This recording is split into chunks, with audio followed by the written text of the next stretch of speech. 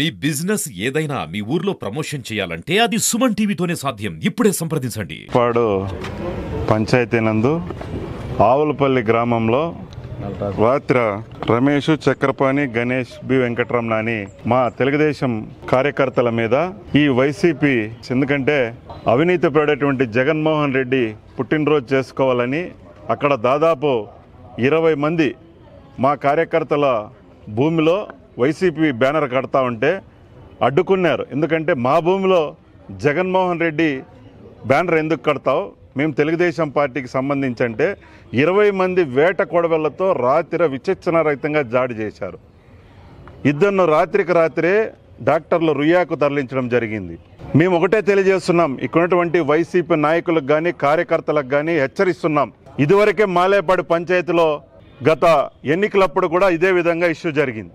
నిన్న మళ్ళా చూస్తే వేట కొడవల దాడి అంటే మేమేమన్నా గాలి దొడుకోండాం అనుకుంటున్నారా? ఎట్టి పరిస్థితిలో ఇంకొక్కడు వైసీపీకి ఎవరిని కూడా ఉపేక్షించే పరిస్థితి లేదు. దీనిపైన మా నారా చంద్రబాబు నాయుడు గారికి, మా యువ నాయకుడు నారా లోకేష్ గారికి మార్నింగే ఈ విషయం తెలపడం జరిగింది. వాళ్ళు ఎస్పీకి ఫోన్ చేయడం, ఎస్పీ గారు మాట్లాడడం జరిగింది, డిఎస్పీ గారు, సిఐ గారు అందరూ మాట్లాడినారు.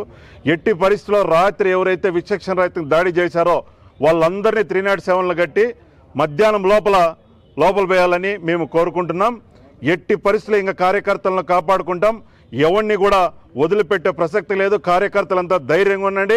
తెలుగుదేశం పార్టీ అంటే నీతి నిజాయితీకి కట్టుబడిన పార్టీ. ఒక క్రమశిక్షణ సైనికుల దగ్గర ఉన్న మనం పనిచేస్తున్నాం కాబట్టి ఇంకెవరు భయపడొద్దండి. రాబో రోజులు ఇలాగ కొనసాగితే ఎదురు దాడులకైనా సిద్ధమని ఈ సందర్భంగా హెచ్చరిస్తున్నా. నల్లరాజు గారిపల్లి, పేరు రమేష్. ఇక్కడ వచ్చి నల్లరాజు గారిపల్లిలో కాపురం ఉంటున్నాము. మా భూమి అయిన ఇట్లా వైఎస్ఆర్ నాయకులు వచ్చి నేను రాత్రి వచ్చి 9:50 అక్కడ వచ్చి వాళ్ళు ఫిక్సీలు కడుతున్నారు. మన భూమిలో వచ్చి బ్యానర్లు కడుతున్నారు. బ్యానర్లు కడుతుంటే మీరు బ్యానర్లు కడుతున్నారు, మా భూమిలో వచ్చి మీ ఇళ్ళ కాడ కట్టుకోండి, మీ భూమిలో పెట్టుకోండి, మీరెందుకు మా భూముల్లోకి వచ్చి మీరు బ్యానర్లు కడుతున్నారు అంటే, నువ్వు ఎవరు చెప్పుకుంటావో చెప్పుకోండి, లోకేష్ చెప్పుకుంటావు, చంద్రబాబు నాయుడు చెప్పుకుంటావు, ఎవరు చెప్పుకుంటావు చెప్పుకో, కట్టేది అని చెప్పేసి ఒకటేసారి ఏట కొడివిందులతో, రాట్లతో, ఇనప రాట్లతో మా మీద దాడి చేసేసి తలకాయలు పగలబెట్టి తలకాయల మీద నరికేసి ఇప్పుడు సిమ్స్ హాస్పిటల్లో రాత్రి 108లో మదనపల్లికి రావడం జరిగింది.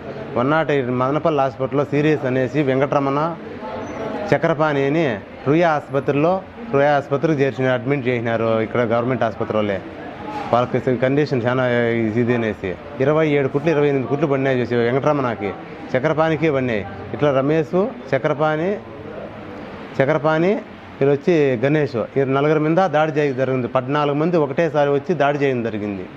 దీనైతే వాళ్ళు పగడబందీగానే మా మీద గలాటకు రావాలని మా భూములోకి వచ్చి టపాకాయలు పెట్టుకొని మా భూములోకి వచ్చి వాళ్ళు ఫిక్సీలు కట్టుకుంటా వచ్చినట్టు గలాటకు వస్తారు. అటెంప్ట్ చేయాలనే మా మీద అటాక్ జరగడం జరిగింది.